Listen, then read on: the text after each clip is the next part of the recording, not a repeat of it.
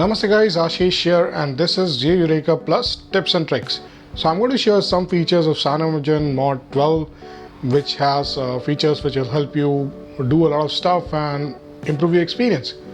So first thing is the privacy guard, which is available right in the settings. It's right at the end, so scroll down and find out this privacy feature. So privacy guard basically allows you to control permission, the kind of permission the apps have. So for example, if an app is trying to access your contacts and address book all the time, you can actually go and disable it, or it will give you, ask for permission if you should access it or not. So this is your privacy guard, and you first need to enable it by default. So this should pop up when you install a new app and then it tries to access, and all you need to do is just tap on each of them and it will automatically not allow those apps to access your data and contacts and other stuff, for example Facebook and all. How will this help? This will help you to improve your battery life because they will not be accessing all those stuff all the time. So that's important. So that's the privacy guard feature. Apart from that, you have a blacklist, which allows you to blacklist a couple of numbers.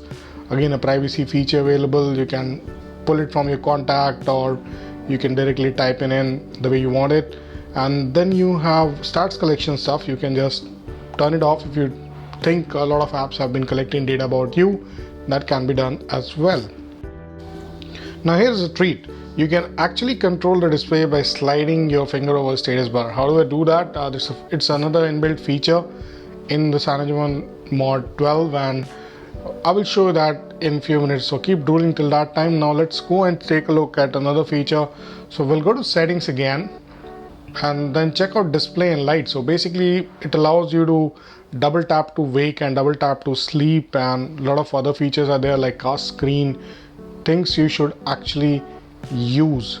And you can also have expanded desktop and room. So I will just show you double tap to wake up, so you can just do that. Double tap to wake, double tap to sleep is also possible, but it didn't work right now, but it's quite possible when you do it on the screen. So you have daydream. So in this you can have clocks which are available with turn on your screen when it is turned off, and they use minimum power, so that helps. And there's a color enhancement as well, which you can use to improve the color experience on the device. So you need to experiment if it actually is helping you or not, but that option is there. Okay, the next is sound. Though you have a lot of things that allows you to control your sound. So one which I wanted to show you is the Launch Music app. So as soon as you plug in your earphone, it just launches your music app, your favorite music app, which you have set by default, and you can start listening to your music. So that's pretty amazing option that all music lovers should do it. Next I will show you the themes option. Now CyanogenMod has a lot of themes, but you need to sign up for that.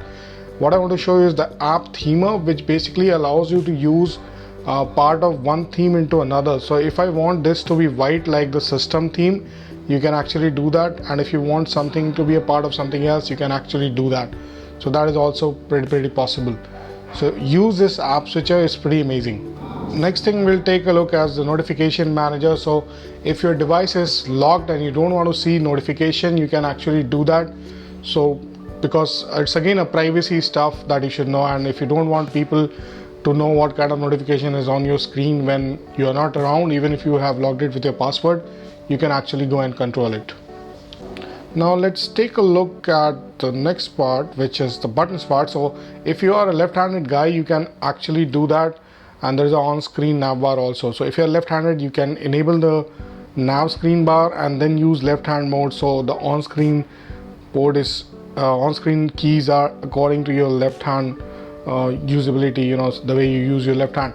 So that is useful. So if you are that kind of guy, this can be useful. Now the other options also, like power menu and end call and wake up device, answer call, a lot of stuff there. A lot of customization option is there for customizing the buttons here. So make sure to go and check out and use whatever you feel right. It's so much that it cannot tell you in the video itself, so go and explore this part. And there's system profile as well. So depending on where you are, if you are in a office, you want your notifications to change and you want your disturbance to be less, but if you're at home, you want something else.